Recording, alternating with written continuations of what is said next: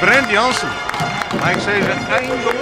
Natuurlijk eindelijk. We hebben hier zo lang op gewacht. Dus, maar vandaag ja, zat er niks anders op. Ik bedoel, we hebben echt als kampioenen gespeeld. We hebben hun geen kans gegeven.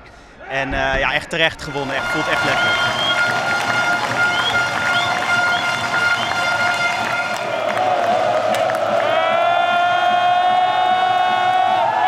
IJshockey en de Nijlands die hebben een hele lange historie. Maar aan jullie historie ontbrak nog wat, hè?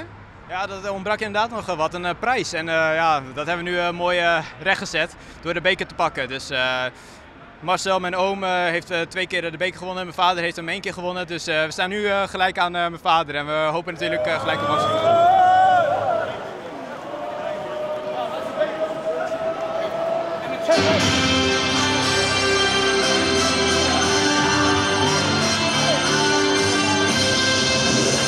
Vorig jaar, het jaar ervoor, 2 keer van Tilburg verloren. Dus nu waren we er echt om gebrand om te winnen. En ja, nou we hebben is echt geweldig. Zo'n lekker gevoel dit.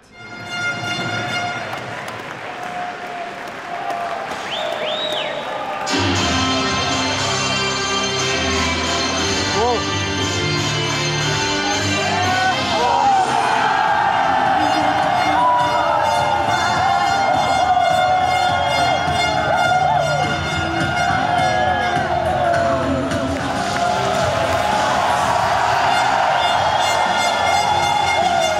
Stress and a lot of emotions, but yeah, we finally did it, and I couldn't be more proud of that group of guys. They earned it.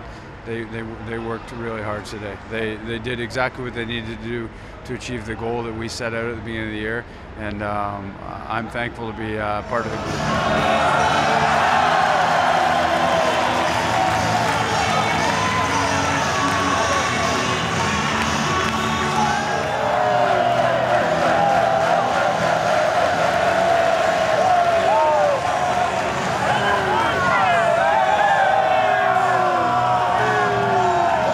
Drinken.